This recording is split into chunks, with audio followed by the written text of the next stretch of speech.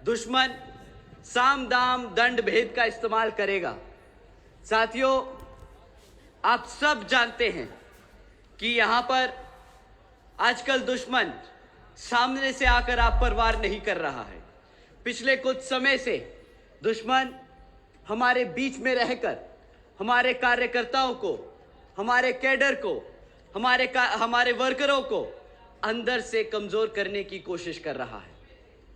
आप सब जानते होंगे कि पिछले कुछ समय से यहां पर हमारे जो दुश्मन हैं वो बहरूपिये का रूप लेकर हमारे लोगों के बीच में रहकर हमारे कैडर को, हमारे लोगों को भटकाने का काम कर रहे हैं।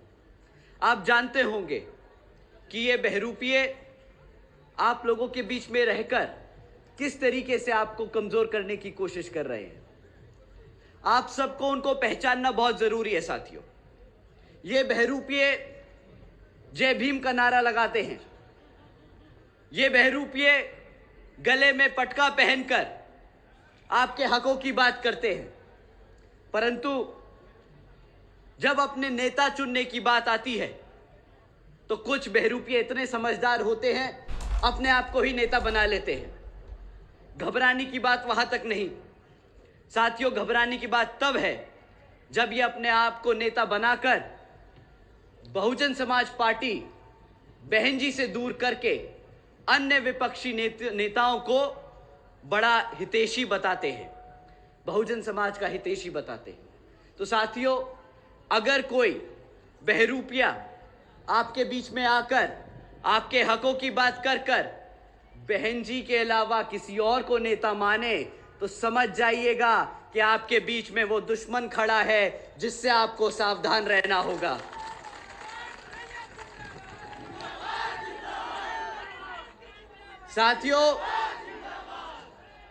साथियों, ये मैं बहुत जिम्मेदारी से कह रहा हूं, और अगर आप लोगों को ये बात सही लगे तो मेरी ये लाइनें खत्म होने के बाद जय भीम के नारे लगाइएगा। साथियों, जो बहन जी के खिलाफ है वो मान्यवर साहब के खिलाफ है, वो बाबा साहब के खिलाफ है, वो बहुजन समाज के खिलाफ है, वो आपके संविधान के खिलाफ है।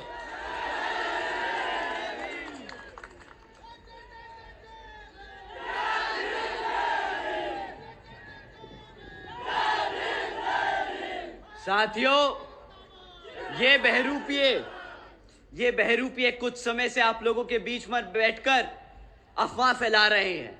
इन्होंने पिछले कुछ सालों से एक नई अफवाह छोड़ी थी आपके बीच में कि हाथी कमजोर हो रहा है, आपका हाथी किताबों के बोझ में दब रहा है।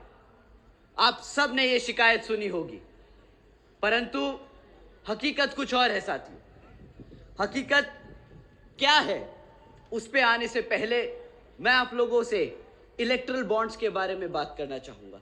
क्या यहां पे लोगों ने इलेक्ट्रल बॉन्ड्स के बारे में सुना है? हाथ उठा के बताइए जिन्होंने इलेक्ट्रल बॉन्ड्स के बारे में सुना है। तो आप सब जानते होंगे कि पिछले 6 सालों में भारत के 25 राजनीतिक दलों ने बड़े बड़े धरना सेठों से 16,500 करोड़ रुपए चंदे के रूप में लिए हैं, परंतु एक राष्ट्रीय पार्टी है जिसने किसी भी धरना सेठ से 1 रुपया नहीं लिया। आप जानते हैं वो कौन सी पार्टी है?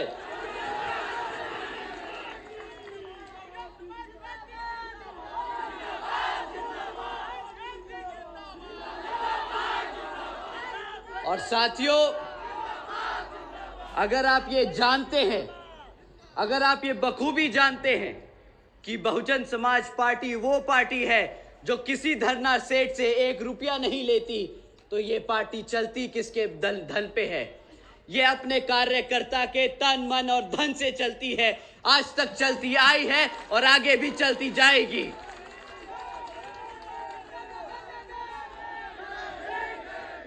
साथियों, हमारे सभी कार्यकर्ताओं से जब जब मुझे बात करने का मौका मिला, जब जब मैंने उनसे ये मुद्दे उठाए कि बात ये भाई सच है कि आप लोगों को किताबों का बोझ भारी लग रहा है, तो पता है पलट के हमारा कार्यकर्ता क्या बोलता है? जानते हैं आप?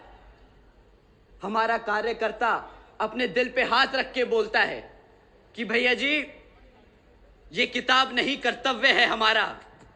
मान्यवर साहब के मूवमेंट के लिए, उन्होंने बहुजन समाज के मूवमेंट के लिए मान्यवर साहब ने अपनी जिंदगी कुर्बान कर दी। बहन जी ने अपनी पूरी जिंदगी त्याग दी। हम अगर अपनी जेब से निकाल कर 10 रुपया दे देते हैं किताब के माध्यम से, तो ये हमारा कर्तव्य है। तो साथियों, इन बहरूपियों को तमाचा मार के बता दीजिए कि ये किताब नहीं, ये कर्तव्य है। ये कर्तव्य है, ये हमारे समाज को आगे बढ़ाने का जरिया है।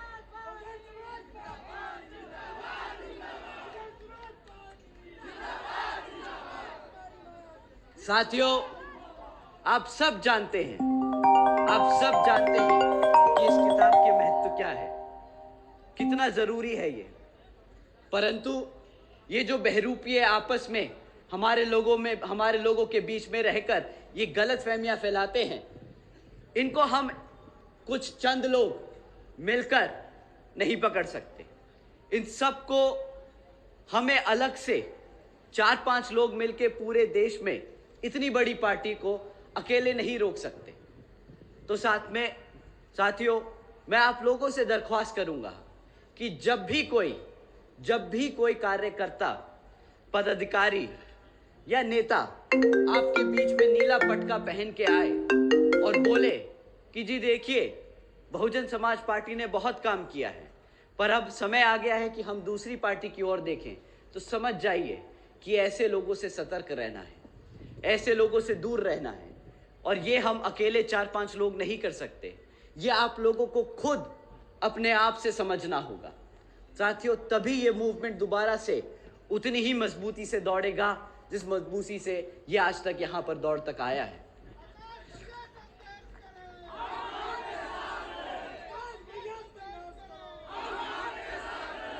साथियों, जैसा कि आप जानते हैं कि आज अभी हम लोकसभा आम चुनाव के बीच में हैं और हमारी तरह ही, बहुजन समाज पार्टी की तरह ही, अन्य विपक्षी पार्टियां भी आप लोगों के बीच में आकर आप लोगों से वादा करेगी, आपसे दरख्वास्त करेगी कि आप उनके लिए वोट डालें।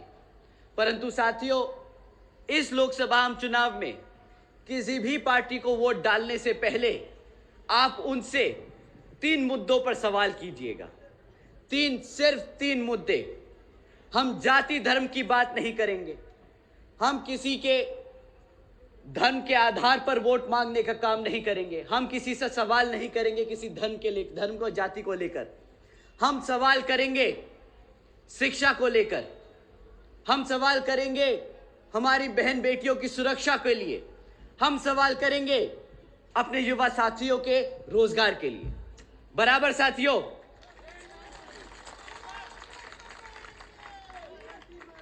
और साथियों ध्यान रखिएगा, जब आप सवाल करें इनसे, तो आपको इनसे पिछले 5 से 10 साल का रिकॉर्ड मांगना है। बहुत हो गया ये मैनिफेस्टो का नाटक, बहुत हो गया अगले 5 साल में हम क्या करके दिखाएंगे। ये नाटक, ये झूठ, ये फरेब अब आप बर्दाश्त मत कीजिएगा। अब आप उनसे पूछिए कि पिछले 10 साल से तुम्हें हमने भारत की सरकार में बिठा कर रखा, तुमने हमारे बहुजन समाज के लिए क्या काम करके दिखाया है। अब आपको सवाल यह करना होगा। साथियों, मैं आपसे पहले शिक्षा के बारे में बात करता हूं।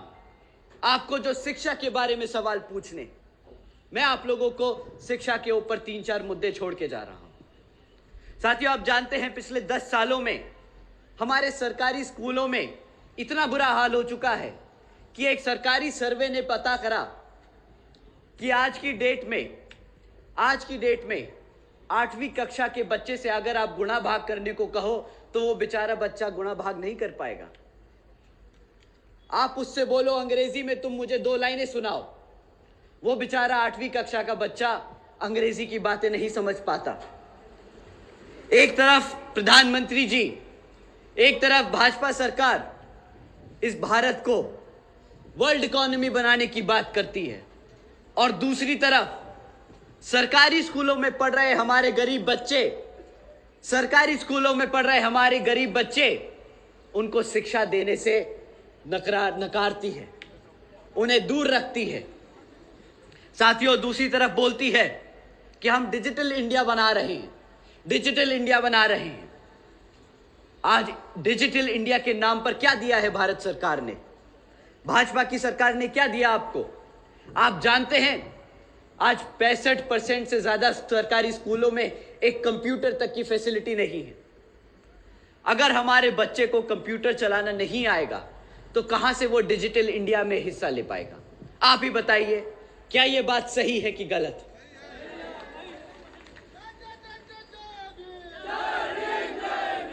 तो साथियों, अगर ये सरकार हमारे बच्चों को प्राइमरी एजुकेशन से लेके सेकेंडरी एजुकेशन तक अच्छे टीचर्स, अच्छे स्कूल, अच्छी शिक्षा नहीं दे पाई तो क्या उसको हक है सत्ता में आने का दोबारा?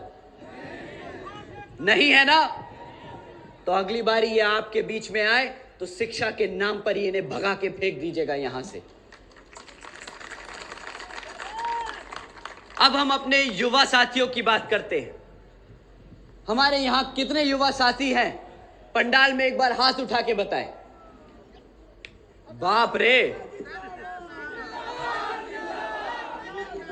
हमारे बड़े बुजुर्गों में दिल, हमारे बड़े बुजुर्ग भी दिल से युवा हैं। हम उम्र से पूछ रहे हैं, हम उम्र से पूछ रहे हैं। हमें पता है हमारे बड़े बुजुर्गों का दिल आज भी जवान है, हम आज भी जानते हैं।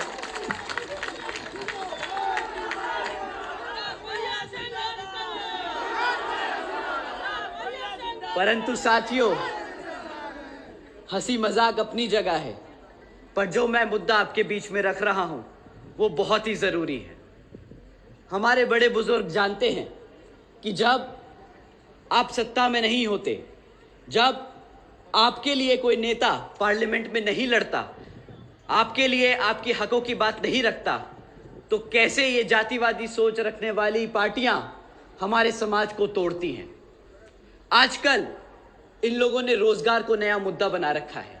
इन्होंने रोजगार को नया तरीका ढूंढा है जिस तरीके से हमारे युवा साथियों को तोड़ा जाए। क्या आप जानते हैं पिछले 10 साल में भाजपा सरकार ने इतना बुरा हाल कर दिया है, इतना बुरा हाल कर दिया है कि आज 30% युवा बेरोजगार घूम रहा है। 30% युवा बेरोजगार घूम रहा है साथियों। और ये कोई सोची समझी या कोई गलती से नहीं हुआ कि हम रोजगार नहीं दे पाए। आप जानते हैं सेंटर और स्टेट में जहां पे भाजपा की सरकार चल रही है वहां पर 50 लाख से ज्यादा सरकारी पद खाली पड़े हैं। ये जानबूझ के आपको रोजगार देना नहीं चाहती साथियों, क्योंकि इन्हें पता है कि अगर उन्होंने वो पद भरे तो रिजर्वेशन भी देना पड़ेगा।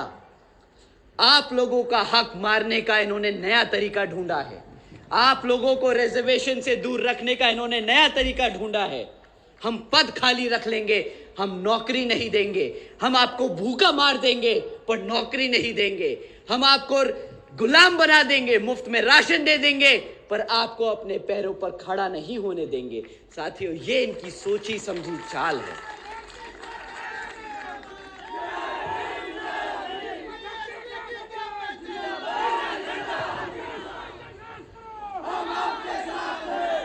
साथियों, अगर आपको 30% का फिगर, 30% का आंकड़ा डरा नहीं रहा है तो मैं आपको एक हेडलाइन पढ़ के सुनाता हूं।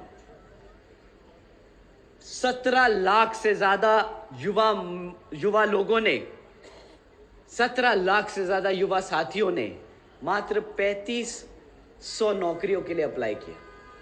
एक बारी 3500 नौकरियों का ऑफर आया था, सरकारी ओपनिंग थी, 3500 नौकरियां का ओपनिंग था, उसमें 17 लाख बच्चों ने अप्लाई किया।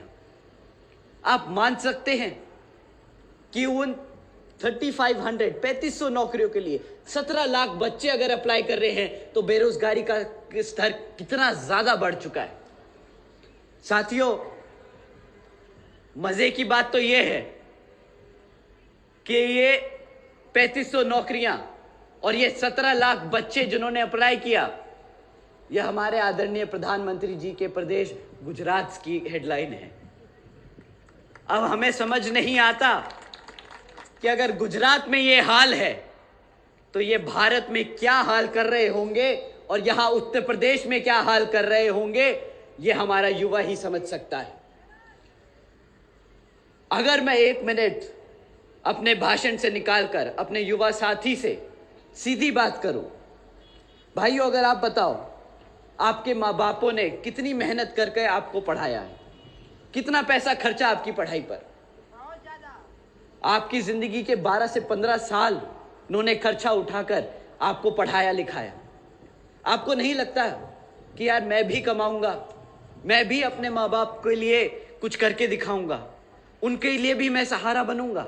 बताइए साथियों, करता है ना दिल? पक्का? तो जब आप लोग सरकारी नौकरियों के लिए पेपर देते हो और वो पेपर लीक हो जाता है तो कैसा महसूस होता? मन करता है ना, मन करता है ना जिसने पेपर लीक किया उसका गूदा निकाल के उसको जमीन में गाड़ दे। आता है ना गुस्सा? तो मैं अपने सभी युवा साथियों से दरख्वास्त करूंगा कि इस आने वाले लोकसभा चुनाव में आप किसी का गूदा तो निकाल के किसी को जमीन में तो नहीं गाड़ सकते, पर जो बाबा साहब डॉक्टर भीमराव अंबेडकर जी ने ताकत दी है अपने वोट देने की, वोट डालने की, उस वोट को एक एक बंदूक की गोली की तरह इनकी छाती में डाल देना। ये हमारे सभी युवा साथियों की तरफ से बदला होगा जो इन्होंने हमारे साथियों के साथ इतने सालों तक खिलवाड़ किया है। साथियों, ये कोई मजाक नहीं। अगर मेरे शब्द थोड़े से ज्यादा निकल गए, गंदे निकल गए, मुझे माफ कीजिएगा, पर ये गुस्सा है, ये मुझे पता है मेरे युवा साथियों का गुस्सा है। उनको बहुत बुरा लगता होगा, अपने माँ बाप के लिए जो सहारा बनना चाहते थे वो आज भी उन पे निर्भर हैं, बहुत बुरा लगता होगा। साथियों, दूसरी ओर अब मैं आप सबसे बात करना चाहता हूं। साथियों, एक तरफ इन्होंने हमारे युवाओं को रोजगार से दूर रखा, एक तरफ हमारे छोटे बच्चों को शिक्षा से दूर रखने की कोशिश करी। ये आप लोगों को इन मुद्दों पे बात नहीं करने देना चाहते। आपका ध्यान भटकाने के लिए क्या बात करते हैं? हमारी माताएं, आप ध्यान से सुनिएगा, ये आपको मुफ्त में राशन देने की बात करते हैं। हमारे घर में सबसे ज्यादा किस चीज की जरूरत है? अनाज की। हम किस लिए कमाते हैं? ताकि अपना पेट भर सके। इन्होंने क्या सोचा कि रोजगार नहीं देंगे, पढ़ाएंगे लिखाएंगे नहीं, राशन दे देते हैं, चुपचाप निपट जाएगा मामला। पर साथियों, अब ये चुपचाप से कुछ नहीं निपटने वाला। आप सवाल कीजिएगा कि ये जो बोलते हैं ना सीना चौड़कर मंचों से कि हम 80 करोड़ जनता को मुफ्त में राशन देने का काम कर रहे हैं, इनसे पूछिए कि भाई साहब ये जो एहसान कर रहे हो ना 80 करोड़ जनता पे, नहीं चाहिए, नहीं चाहिए, ये ऐसा चूना मत लगाओ हमें। पूछिए क्यों मैं चूना बोलता हूं। आप लोगों को कितने का राशन मिलता होगा? 13 रुपया। आपको मैं बोलता हूं महीने में वो 1000 रुपए का राशन दे देते होंगे। बहुत ईमानदार लोग हैं ना, बहुत ज्यादा, हाँ बहुत ज्यादा ईमानदार हैं। 5 किलो का आटा देते हैं, मैं कहता हूं तेल भी देंगे, चीनी भी देंगे, गैस सिलेंडर भी देंगे। आपको 1000 रुपये से ज्यादा का राशन नहीं मिलता, 1000 रुपये से ज्यादा का राशन नहीं मिलता। पर अगर साल में अगर 1000 रुपए के हिसाब से भी लगा ले तो 12,000 से ज्यादा रुपए का राशन नहीं बनता। मानते हैं साथियों? क्यों हमारी माताएं बहनें, बताइए, 12,000 से ज्यादा रुपए का राशन तो नहीं बनता ना साल का। पर अगर आपकी क्लास 4 की नौकरी लगी होती तो महीने का कितना कमाते हैं? कम से कम 15 से 20,000 रुपया, कम से कम 20,000 रुपया। बिल्कुल 35,000 रुपए सफाई कर्मचारी को दिया बहन जी ने।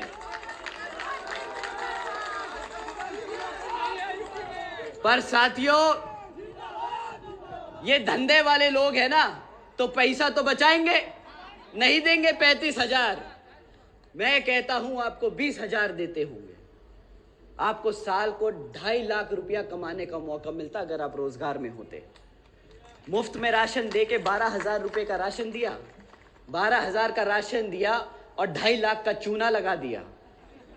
भाई साहब पान मांगा था, ये चूना नहीं मांगा था उसमें लगाने को आपसे, ये क्या लगा के दे दिया।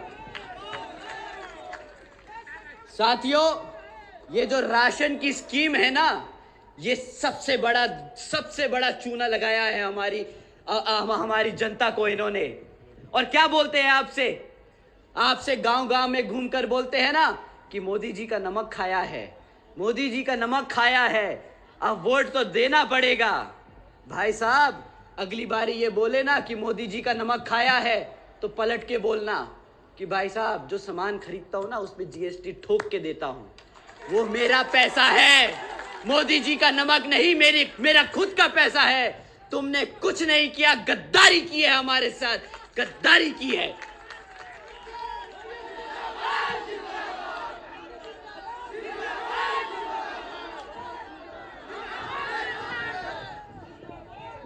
साथियों, अगली बारी बोले 80 करोड़ लोगों को रोजगार राशन दिया, बोलना 80 करोड़ का राशन नहीं चाहिए था, साल की 2 करोड़ नौकरी का वादा किया था, वो चाहिए था। कहां है मेरे साल की 2 करोड़ की नौकरियां? आज 10 साल होने को जा रहे हैं, कम से कम 10 करोड़ नौकरियां युवाओं को मिल जानी चाहिए थी। कहां है वो रोजगार? सवाल पूछेगा साथियों। मुफ्त में वोट नहीं देना है, मुफ्त में वोट नहीं देना है। अगर बोले ना नमक खाया है, वही थैला, जिस थैले में राशन दिया है वही थैला खाली पकड़ा के वापस भेज देना, बोलना ये रखो तुम्हारा थैला, नहीं देना तुम्हें वोट, नहीं चाहिए तुम्हारी राजनीति, नहीं चाहिए तुम्हारा राशन।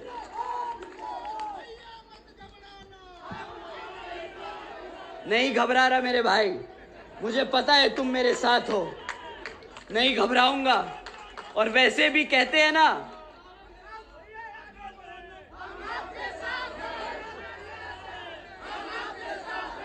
साथियों, मैं तो छोड़ो, बहुजन समाज का हर एक बच्चा किसी से नहीं घबराता, क्योंकि उस बच्चे पे शेरनी का हाथ है, तो इस भारत में किसी माइकल लाल उसको हाथ नहीं लगा सकता।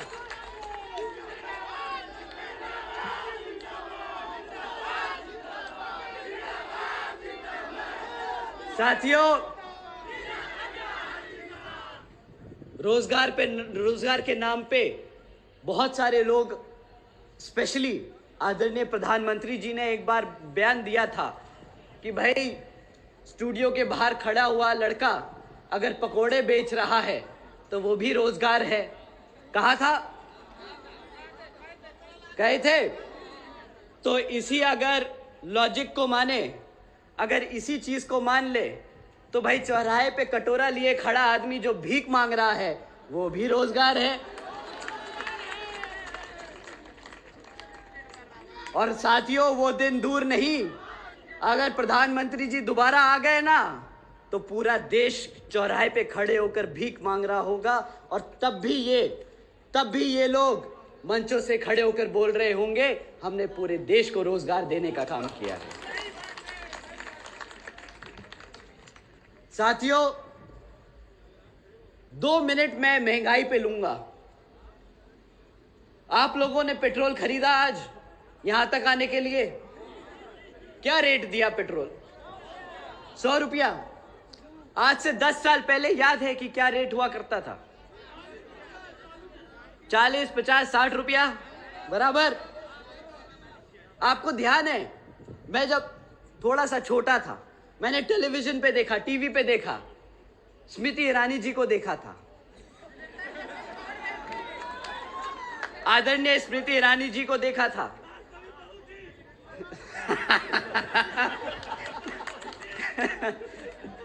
उन्होंने हरकतें वैसी ही करी।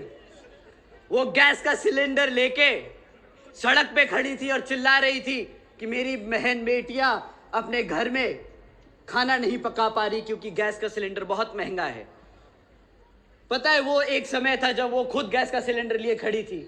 आज जब गैस का सिलेंडर 400 रुपये से बढ़कर 1100 रुपए 1200 रुपए पहुंच चुका है, तो वो स्टारबक्स की कॉफी पी रही है, उसमें गैस नहीं लगती शायद, तो उन्हें नहीं एहसास हो रहा कि ये महंगाई कितनी चुभती है हमारी बहन बेटियों को। अब वो महंगाई की बात नहीं करेंगे, अब वो बात करेंगे राम मंदिर की। अब उस पे भी पूछ लेते हैं, राम मंदिर भाजपा ने बनवाया? नहीं ना, सुप्रीम कोर्ट ने ऑर्डर दिया था राम मंदिर के लिए।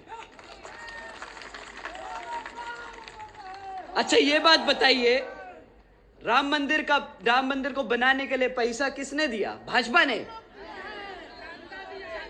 यहां की जनता ने दिया ना?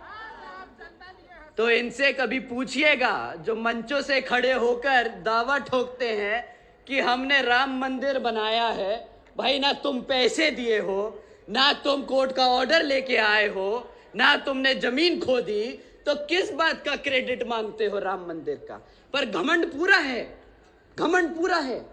बोलते हैं हम राम लल्ला जी को अयोध्या लेके आए। वाह भाई, अब तुम इतने बड़े हो गए हो कि तुम एक भगवान को लेकर आओगे। वाह,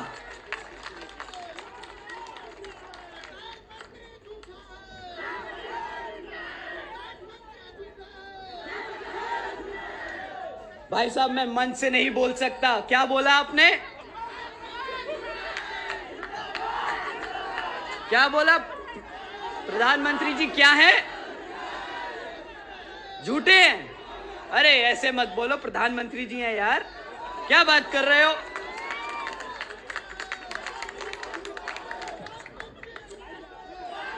आप लोग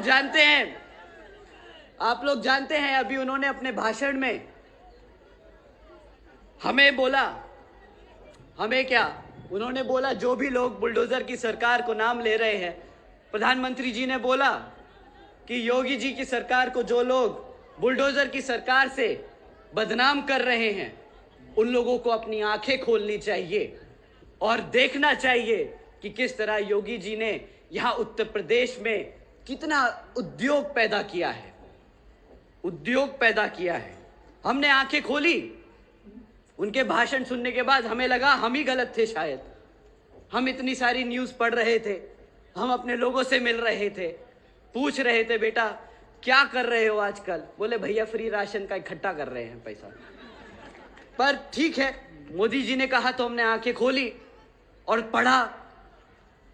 अपनी आंखें खोल के देखा तो पता चला पिछले 1 साल में यहां उत्तर प्रदेश में अकेले ही 65,000 से ज्यादा हमारी बहन बेटियों पर अत्याचार के केस दर्ज हुए।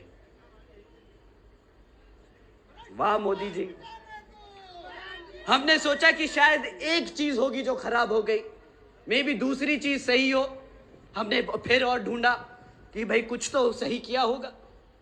फिर देखा कि पिछले 1 साल में 400 से ज्यादा किसान भाइयों ने आत्महत्या कर ली।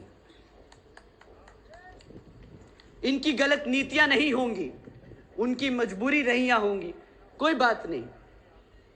बुलडोजर की सरकार नहीं है, अपनी बहन बेटियों पर अत्याचार करने की सरकार हो, किसानों को मारने की सरकार हो शायद। फिर एक और आंखें खोली, दोबारा से ठीक कि कहीं कुछ और तो नहीं रह गया मेरे से। एक हेडलाइन पढ़ी मैंने, 62 पियोन की नौकरियां आई थी सरकारी, क्लास 5 की। उसके लिए 90,000 से ज्यादा पीएचडी ग्रेजुएट्स और मास्टर्स डिग्री होल्डर ने अप्लाई किया। भाई पता नहीं, शायद बहुत ज्यादा उद्योग बढ़ रहा है तो पियोन की नौकरी के लिए दौड़ रहे हो नौजवान, पता नहीं। फिर और देखा, पता चला यूपी में 40% 5 साल से कम उम्र के बच्चे कुपोषण के शिकार हैं, खाना भी नहीं दे पा रहे। अब आपको तो पता ही है सरकारी राशन कैसा मिलता है, उसकी क्वालिटी क्या है, तो शायद ये भी सच हो। क्या आप जानते हैं साथियों, बच्चों के खिलाफ यौन शोषण के मामले में यूपी नंबर 1 बन गया है ना। मैंने आंखें खोली, बुलडोजर से आगे देखा तो पता चला ये सब भी है। हमारी बहन बेटियों के खिलाफ जो अत्याचार होता है, देश में नंबर 1 पहुंच गया यूपी। ये भी देख लिया, शायद आंखें ज्यादा खोल ली मैंने। क्या आप जानते हैं हत्या के मामले पूरे देश में सबसे ज्यादा यूपी में हो रहे हैं? सही बात। आदरणीय प्रधानमंत्री जी, आप जिस प्रदेश के सांसद हैं, वो देश आज भारत का किडनैपिंग कैपिटल बन चुका है। यहां पर कोई फैक्ट्रियां नहीं लगी, यहां पे किडनैप करने की फैक्ट्रियां लगी हैं, रोजगार देने की फैक्ट्रियां नहीं लगी। साथियों, यह है हकीकत भाजपा सरकार की। तो साथियों ठीक है, आज के बाद से हम बुलडोजर की सरकार नहीं बोलेंगे। योगी जी की सरकार बुलडोजर की सरकार नहीं है, ठीक है? मान लिया? आप लोगों को चलेगा? ठीक है। आप लोगों की सरकार बुलडोजर की सरकार नहीं, आप लोगों की सरकार गद्दारों की सरकार है। जो सरकार अपने बच्चों को भूखा रखे, जो सरकार अपनी बहन बेटियों पर अत्याचार होने दे, जो सरकार अपने युवाओं को बेरोजगार रखे, जो सरकार अपने सभी जनता, सभी आवाम को राशन के नाम पर गुलाम बनाकर रखे, ऐसी सरकार गद्दार ही सरकार है। आज के बाद ये बुलडोजर की नहीं, ये गद्दारों की सरकार है।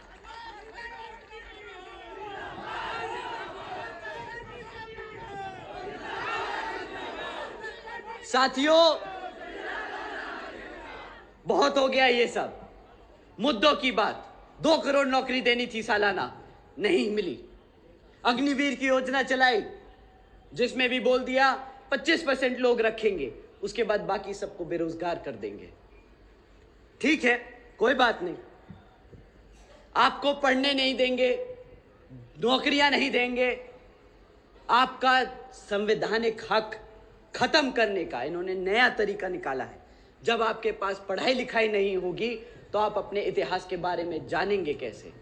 वो कहते हैं ना कि अगर किसी कौम को मिटाना हो तो उसको उसके इतिहास से अलग कर दो। ये वही काम कर रहे हैं। साथियों, जब आपको रोजगार नहीं मिलेगा तो आरक्षण की व्यवस्था कैसे मिलेगी? नहीं मिल पाएगी ना। या आपके अधिकारों को खत्म करने का काम कर रहे हैं। साथियों, अगर मैं यूं ही चलता रहा तो रात हो जाएगी, पर इनकी विफलताएं नहीं खत्म होंगी। तो मैं आपसे आगे बढ़ता हूं। साथियों, इनके अलावा और भी लोग हैं जो बाजार में घूम रहे हैं आपका वोट मांगते हुए। एक हैं, लाल टोपी पहनते हैं, साइकिल पे घूमते हैं, क्रिकेट खेलते हैं, अच्छे हैं, शायद अच्छे ही होंगे भाई, दिल से तो कोई बुरा होता नहीं। परंतु हमारे युवा साथी बताते हैं कि भैया टोपी तो उन्होंने पहनी थी, बट वोट डालने के बाद पता चला टोपी तो हमें पहना के चले गए। तो आज के बाद से अपना वोट उनको तो नहीं जाएगा। साथियों, आप जानते हैं कि पिछले विधानसभा आम चुनाव में हमारे मुसलमान समाज ने उन पर पूरा भरोसा जताते हुए एक तरफा उनको वोट डाला, एक तरफा वोट डाला। उसके बाद भी वो एक दिन है जिस दिन रिजल्ट आया और आज का दिन है। कितनी बारी हमारे मुसलमान समाज के ऊपर अत्याचार हुआ है, परंतु इनके मुंह से एक शब्द नहीं निकला। आप लोग सब जानते हैं कि नहीं? साथियों, इनके मुंह से शब्द नहीं निकलता अपने समाज को बचाने के लिए। परंतु जब संसद में रिजर्वेशन इन प्रमोशन का बिल आता है तो इनकी जुबान और इनके हाथ उसको फाड़ने के लिए सबसे तेज और सबसे आगे चलते हैं। सुना है आजकल आदरणीय अखिलेश जी एक सीट पर 4 टिकटें बांटते फिर रहे हैं। उन्हें समझ नहीं आ रहा किस प्रत्याशी को खड़ा करा जाए। कंफ्यूज हैं। अच्छा, कोई बात नहीं, कंफ्यूज ही होंगे। उससे ज्यादा खतरनाक बात यह है कि जब बहुजन समाज पार्टी ने अपना प्रत्याशी उतारा एक सीट पर, तो उन्होंने अपना प्रत्याशी वापस लेकर एक दूसरे को खड़ा किया जो दलित समाज से था। वो हमारा वोट काटने का काम कर रहे हैं। जो हमें बोलते हैं ना कि हम वोट काट रहे हैं, उन्हें अपने गिरबान में झांक कर देखना होगा और अपने समाज को जवाब देना होगा अब कि तुम असली में नुकसान कर रहे हो इस भारत का, या तुम जिस पे उंगली उठा रहे हो वो कर रहा है। साथियों, इनको भी मत बख्शना, इनको भी मत बख्शना इस बारी। अब आज बात करते हैं जो लोग हाथ का लेके आते हैं झंडा अपना, वो बोल रहे हैं कि हम एक कोने से दूसरे कोने तक भारत जोड़ने की कोशिश कर रहे हैं। भारत की जनता ने उन्हें 60 साल तक सत्ता में बिठा के रखा, मानते हैं साथियों? कितनी बार ऐसा हुआ है कि वो लोग आपके हकों के लिए खड़े हुए? वो पार्टी जिसने बाबा साहब को भारत रत्न देने से मना कर दिया था, जिसने बाबा साहब को भारत रत्न देने से रोक के रखा, वो पार्टी आज बोलती है कि हम SC ST और OBC समाज को आरक्षण देने की पूरी कोशिश करेंगे। क्यों भाई? अब जब मान्यवर साहब ने, अब जब बहन जी ने इस बहुजन समाज को इकट्ठा कर पूरे देश में इसकी ताकत एहसास दिला दी, तो अब तुम्हें इससे घबराहट हो रही है, अब तुम इससे डर रहे हो, तो अब बात कर रहे हो 60 साल बाद इनको आरक्षण देने की। साथियों, ये पैदाइशी गद्दार है, इनको जवाब देने का कोई फायदा नहीं। वोट देना तो दूर की बात है, इनकी तरफ मुड़ के भी मत देखना।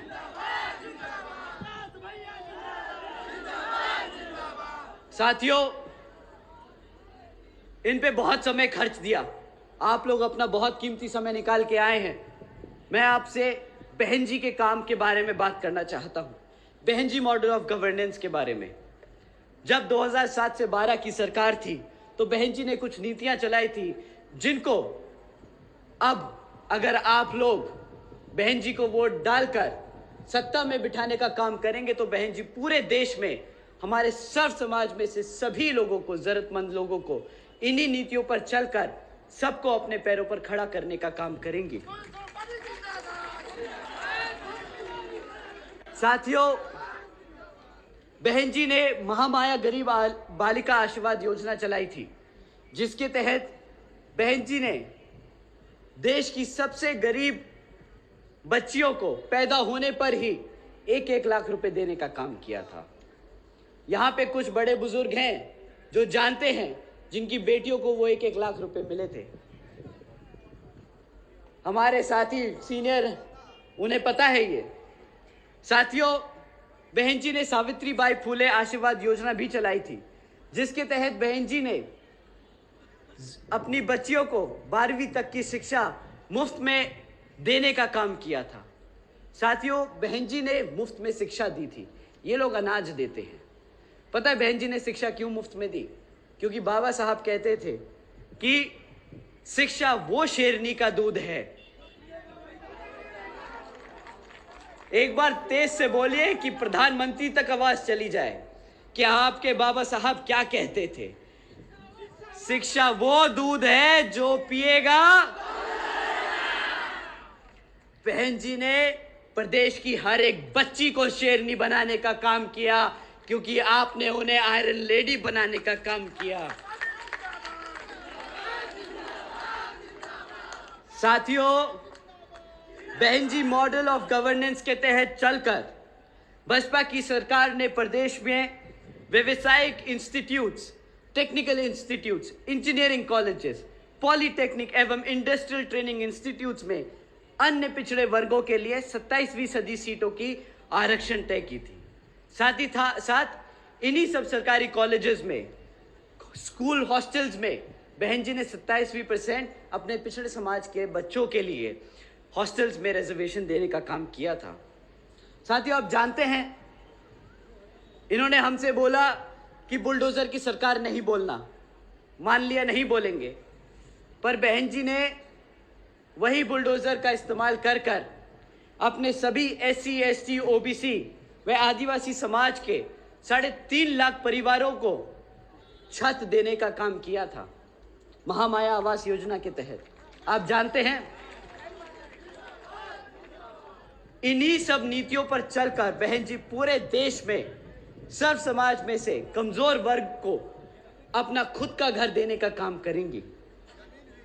साथियों, साथ ही साथ आप जानते हैं, हमारे युवा साथी जानकर हैरान होंगे कि बहन जी ने अपने शासनकाल के दौरान 90,000 से अधिक शिक्षकों को रोजगार देने का काम किया था।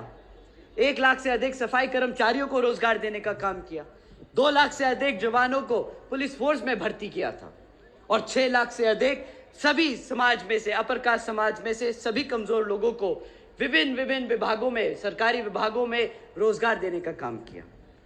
साथियों, बहन जी ने कभी जात देखकर, किसी धर्म को देखकर कभी भी रोजगार देने का या फायदा पहुंचाने का काम नहीं किया। उनके लिए जब वो मुख्यमंत्री थी तो उनके लिए सारी जनता बराबर थी, सारी आवाम बराबर थी, हर धर्म बराबर था, हर जात बराबर थी। उन्होंने कभी भी बुलडोजर के बल पे सरकार नहीं चलाई। उन्होंने कभी भी इनकाउंटर की सरकार का टाइटल नहीं लेने दिया। उन्होंने हमेशा गुंडों और माफियाओं को जेल के पीछे भेजकर कोर्ट को अपना काम करने दिया। साथियों, वो है एक एडमिनिस्ट्रेटर, वो है एक मुख्यमंत्री, वो है एक असली नेता, वो है एक लीडर। साथियों, आप लोगों का और ज्यादा समय ना लेते हुए आज हम जो यहां आप लोगों के बीच में आए हैं, बहन जी की तरफ से और मैं अपने आप से, आप सभी से अपील करता हूं कि आने वाले लोकसभा चुनाव में आप सभी हाथी के निशान वाले बटन के सामने, हाथी के निशान के सामने वाला बटन दबाकर आप यहां पर बसपा के प्रत्याशी को जिताने का काम करें और इन सबको पार्लियामेंट में भेजकर बहन जी को प्रधानमंत्री बनाने का काम करें। आप सबसे तहे दिल से अपील है। साथियों, आप लोगों का एक एक वोट यहां पर हाथी के साथ साथ पूरे देश में हर पिछड़े समाज के लिए काम आने वाला है, तो इसका सही सोच समझ के इस्तेमाल कीजिएगा। हम अपने सभी युवा साथियों से दरखास्त करते हैं कि आप बढ़ चढ़कर वोट डालने जाए और बहुजन समाज पार्टी को विजय बनाकर बहन जी को प्रधानमंत्री बनाने का काम करें और हमारे सभी प्रत्याशियों को पार्लियामेंट में भेजने का काम करें। जय भीम, जय भारत।